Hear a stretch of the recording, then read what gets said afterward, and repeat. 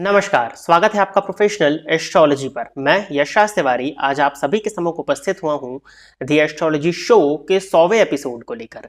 दी astrology show को करते हुए लगभग 2 वर्ष पूर्ण हो चुके हैं और आज का ये जो कार्यक्रम दी एस्ट्रोलॉजी शो का होने वाला है, ये 100वें नंबर का कार्यक्रम होने वाला है। 100th एपिसोड ये होने जा रहा है। इस कार्यक्रम में मैं आप सभी दर्शकों के द्वारा पूछे गए प्रश्नों के जवाब देता हूँ। वो प्रश्न ज्योतिष से संबंधित हो सकते हैं, आपकी जन्म कुंडली के प्लैनेटरी पोजीशन से संबंधित हो सकते हैं, किसी भी तरह का ज्योतिषीय उपाय, पूजा पाठ से संबंधित कोई भी प्रश्न यदि आपके मन में उत्पन्न होता है, या स्पेशली कोई भी प्रश्न हमारी इस ऑकल्ट साइंस की फील्ड से संबंधित यदि आपके मन में उत्पन्न होता है, तो उन प्रश्नों के जवाब आप मुझसे इस कार्यक्रम के माध्यम से पा सकते हैं। क्या करना होगा आपको अपने प्रश्नों को पूछने के लिए? इसी वीडियो के कमेंट सेक्शन में जाकर के आप अपने नाम के साथ में अपने एक स्पेसिफिक प्रश्न को दे दीजिए। फिर जैसे ही दी एस्ट्रोलॉजी शो के एपिसोड्स आते हैं, उन एपिसोड्स में मैं आप सभी दर्शकों के द्वारा पूछे गए प्रश्नों के जवाब को लेकर के उपस्थित हो जाऊंगा। यदि आप इस कार्यक्रम को देखते हैं और इस कार्यक्रम के माध्यम से आपका कुछ भी लाभ होता है, तो आप इस वीडियो को लाइक करें, साथ ही साथ इस चैनल को सब्सक्राइब करें, ताकि इन फ्यूचर जो भी कंटेंट मेरे द्वारा इस चैनल पर अपलोड किया जाता है उसका नोटिफिकेशन आपको मिलता रहे। यदि इस कार्यक्रम के माध्यम से आपका कुछ भी लाभ होता है, तो आप इस वीडियो को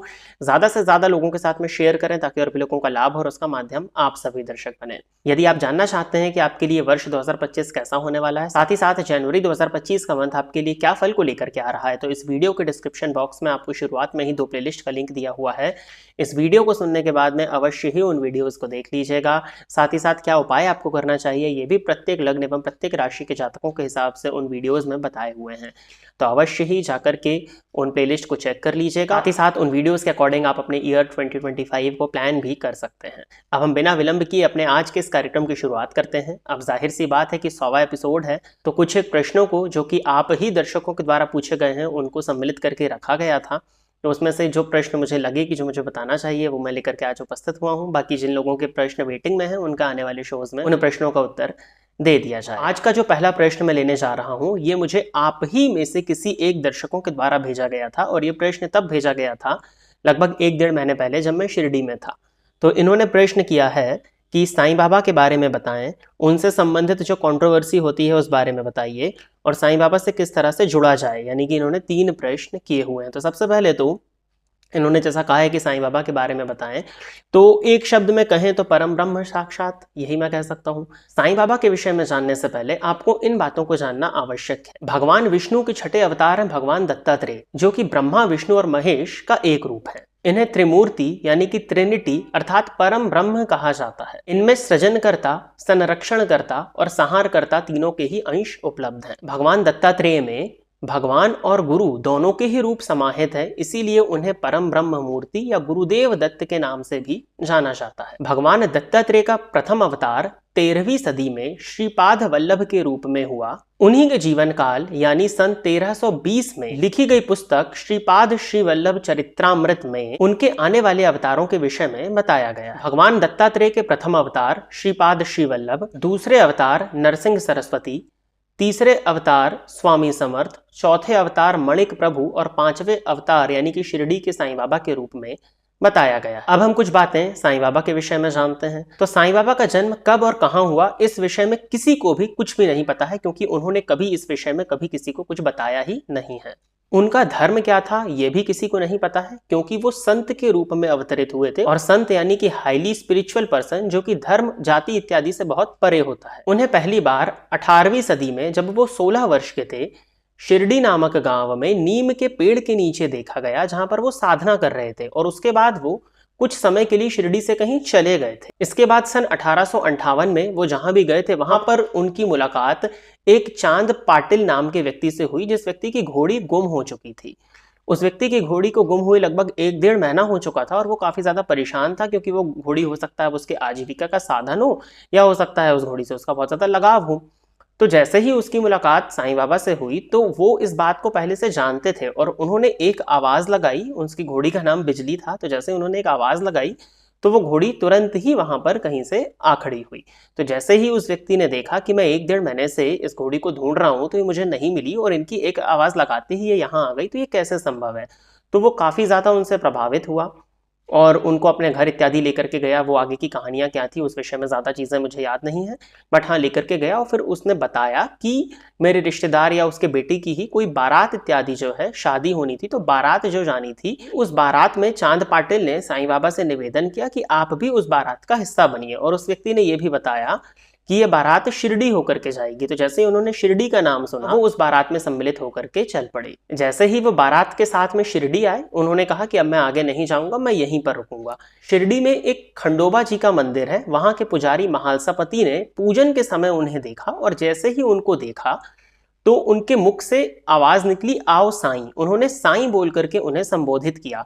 तो इस पर साईं बाबा ने पूछा कि नए नाम से मुझे तुमने क्यों बुलाया? तो उन्होंने कहा कि पूजन के समय अचानक से ही आपको देख करके ये नाम मेरे मुख से निकल गया, तो ये ईश्वर की ही मर्जी है। तो इस तरह से उनका नाम साईं पड़ गया और वो शिरडी में ही एक खंडहर में रहने लगे, जिसको कि उन्होंने द्वारिका माई का नाम दिया। उन्होंने अपने जीवन काल में बहुत से लोगों की मदद की, सांसारिक और आध्यात्मिक दोनों ही तरह का ज्ञान लोगों को दिया, कई लोगों की स्वास्थ्य से संबंधित परेशानियां दूर की और अनेकों तरह के चमत्कार किए, जिसमें पानी से दिए जलाना इत्यादि शामिल रहे। उनका मुख्य उद्देश्य प्राणी मात्र की सेवा और लोगों को एकता का पाठ पढ़ाना था। देखते ही देखते उनकी ख्याति गांव से शहर, शहर से देश और देश से विदेश में फैल गई और देश विदेश से लोग उनसे मिलने को आने लगे। मुख्य रूप से उन्होंने सोसाइटी को दो ही मैसेज दिए। पहला मैसेज दिया श्रद्धा और सबूरी और दूसरा मैसेज दिया सबका मालिक एक। श्रद्धा और सबूरी का मतलब होता है कि यदि आप किसी भी चीज की डिजायर करते हो, कोई भी आपकी चाहते हैं, तो आप ईश्वर पर श्रद्धा रखो, आप ईश्वर पर विश्वास रखो। आप ऐसा नहीं कि अगर आपको वो चीज नहीं मिल रही तो आपने भगवान ही बदल लिया। तो उन्होंने कहा कि आप मुख्य तौर पर श्रद्धा रखो और सबूरी यानी कि पेशेंस रखो। यदि आप श्रद्धा और सबूरी रखते हो तो जिस भी चीज को आप चाहते हो वो ईश्वर के द्वारा अवश्य ही आपको दी जाएगी, बट हाँ आपको पेशेंट रहना होगा। और दूसरा सबका मालिक एक कहने का यह मतलब है कि आप किसी भी जाति, किसी भी धर्म से आप बिलोंग करते हो, ईश्वर आप सबका एक ही है, मालिक आप सबका एक ही है। यही उन्होंने लोगों को बताना चाहा, सबका मालिक एक उन्होंने मैसेज इस सोसाइटी को प्रोवाइड किया। इसके बाद में 15 अक्टूबर 1918 के दिन विजयदशमी का त्योहार, जिसको कि दशहरा के नाम से आप जानते हैं, और मुहर्रम का त्योहार एक ही दिन पर पड़े। साईं बाबा ने 15 अक्टूबर 1918 के दिन महासमाधि ली।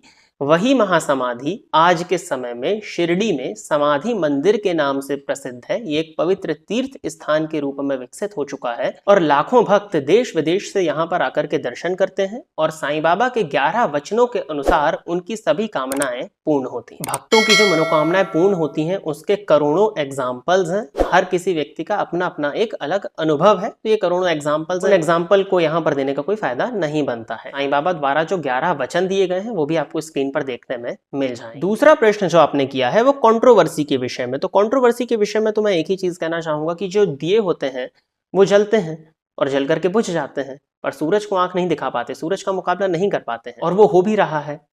कुछ महान ज्ञानी लोग दिए की तरह जलकर बुझ चुके हैं और सूरज के दरबार में भक्तों की भीड़ बढ़ती ही जा रही है।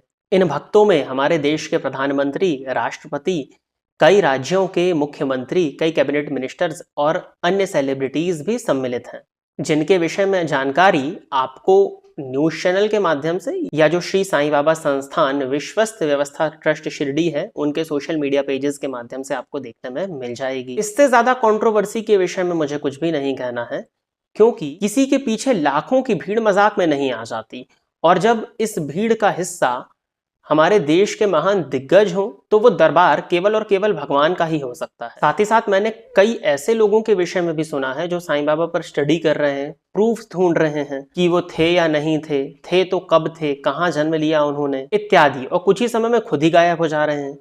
तो उनसे भी मेरा यही कहना रहता है कि यार वो दुनिया चलाने वाला तुम्हारे प्रूफ्स के दम पे तुमको मिलेगा क्या? तुम्हारी स्टडीज के दम पर तुमको मिलेगा क्या? नहीं, इस तरह से उन्हें नहीं खोजा जा सकता है। वो आपकी स्टडी की बेस पर आपको नहीं मिलेगा। स्टडी के बेस पर मिलना तो वो तो इस तरह से है कि जब आप उनको जान जाओगे तब आप उनको मानना प्रारंभ करोगे। इस तरह से ईश्वर नहीं मिलता है। आप उनको मानना शुरू करिए, वो खुद जनवा देंगे कि वो कौन थे। और तीसरा प्रश्न आपने किया है कि साईं बाबा से किस तरह से जुड़ा जाए। तो जेन्युइनली स्पीकिंग तरीका कोई नहीं है उनसे जुड़ने का, ये उसकी मर्जी है। कब किसे अपना बनाना है ये उनके हाथ में है, ये हमारे हाथ में नहीं है। बस आपके लिए मैं यही कह सकता हूँ कि आपने यह प्रश्न पूछ के उनकी तरफ एक कदम आगे बढ़ा दिया है, ये भी उनकी ही मर्जी रही होगी, तभी आपने प्रश्न किया और मैंने ये उत्तर दिया। अब आपने एक कदम उनकी तरफ बढ़ा दिया है, अब उनकी मर्जी और आगे रही तो 99 कदम वो आपकी तरफ आगे बढ़ा लेंगे और आप उनसे बड़ी आसानी से जुड़ जाएंगे। अब आगे बढ़ते हैं हम अपने कार्यक्रम की तरफ और अगला प्रश्न जो है ये ऋतिक कुमार राय जी का है। इन्होंने पूछा है कोई ग्रह पुष्कर नवमांश की डिग्री में है लेकिन वो नवमांश में नीच राशि में है, तो उस प्लैनेट से क्या उम्मीद रख सकते हैं? Example sun in 10th house in fiery sign at 23 degrees but नवमांश it get into तुला, so how we will predict for sun? पुष्कर नवमांश को समझाइए कॉन्सेप्ट के साथ प्लीज। देखिए पुष्कर नवमांश के विषय में मैंने पहले भी बताया था और मैंने आप लोगों से कहा भी था कि यदि इस विषय पर और भी लोग जानने की इच्छा रखेंगे तो इस पर मैं डिटेल्ड वीडियो लेकर के आऊँगा, बट वहाँ पर लोगों की ज़्यादा दिलचस्पी देखने में नहीं मिली तो मैं उस विषय पर नहीं आया। मैं आपके प्रश्न की तरफ चलता हूँ।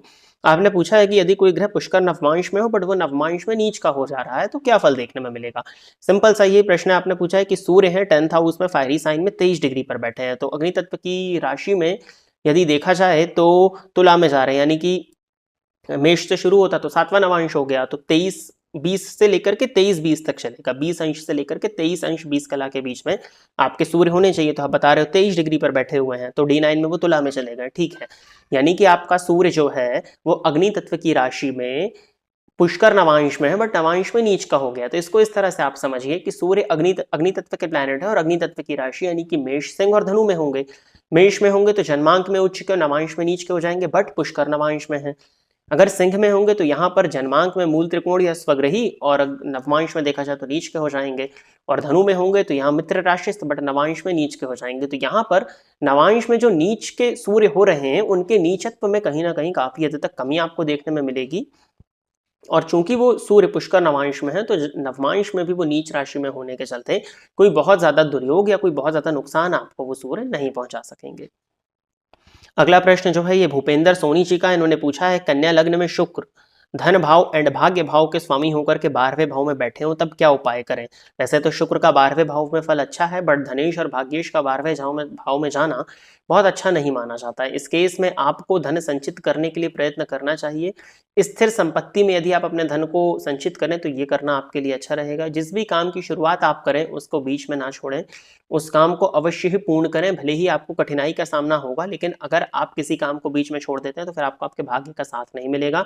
लेकिन यदि आप उस काम को पूर्ण उसकी मंजिल तक लेकर के जाते हैं, जो सोच करके आपने शुरू किया था उसको यदि आप पूरा कंप्लीट फुलफिल करते हैं तो कहीं ना कहीं आपको आपके भाग्य का साथ देखने में मिलेगा। बैंक में एफडीज इत्यादि के रूप में भी आप अपने धन को संचित कर सकते हैं। वैसे हाँ, धन का व्यय बड़ी मात्रा में आपके साथ होना है और धन को संचित करने में आपको बहुत हद तक समस्याएं इस जीवन काल में जाने ही वाली हैं।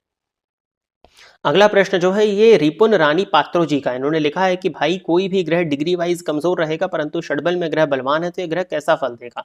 इसका आंसर मैंने किया हुआ है। यदि कोई ग्रह षडबल में यदि आपको बली दिख रहा है और डिग्री वाइज वो कमजोर भी है तो भी कोई बहुत ज्यादा चिंता नहीं है, क्योंकि यदि कोई ग्रह षडबल में बली है इट मीन्स उस प्लैनेट के पास में इंटरनल स्ट्रेंथ है, वो ग्रह अंदर से मजबूत अवस्था में है। तो जब वो ग्रह अंदर से मजबूत अवस्था में है तो वो आपको संपूर्ण प्रभाव दे सकेगा। अंश बल में यदि वो कमजोर है बट षडबल में बली है तो आपको बहुत ज्यादा चिंता करने की और घबराने की आवश्यकता नहीं है। यदि वो अच्छे भाव और अच्छी राशि इत्यादि में बैठा है तो आप उसके रत्न को भी धारण करके उस ग्रह को और बल दे सकते हैं। तो प्रिय दर्शकों, इतने ही प्रश्नों को द एस्ट्रोलॉजी शो के एपिसोड नंबर 100 के लिए सिलेक्ट किया गया था और इतने ही प्रश्नों के जवाब को लेकर के आज मैं आप सभी के समक्ष उपस्थित हुआ था। आशा करता हूं कि जितने भी लोगों के प्रश्नों के जवाब मैंने इस कार्यक्रम के माध्यम से दिए वो सभी लोग संतुष्ट होंगे। यदि आप इस कार्यक्रम को देखते हैं और इस कार्यक्रम के माध्यम से आपका कुछ भी लाभ होता है तो आप इस वीडियो को लाइक करें, साथ ही साथ इस चैनल को सब्सक्राइब करें ताकि इन फ्यूचर जो भी कंटेंट मेरे द्वारा इस चैनल पर अपलोड किया जाता है उसका नोटिफिकेशन आपको मिलता रहे। यदि आप भी अपने प्रश्न को इस कार्यक्रम में सम्मिलित कराना चाहते हैं तो आप अपने नाम के साथ में अपने स्पेसिफिक प्रश्न को इसी वीडियो के कमेंट सेक्शन में दे दीजिए। आज के इस कार्यक्रम में बस इतना ही रखते हैं। नमस्कार।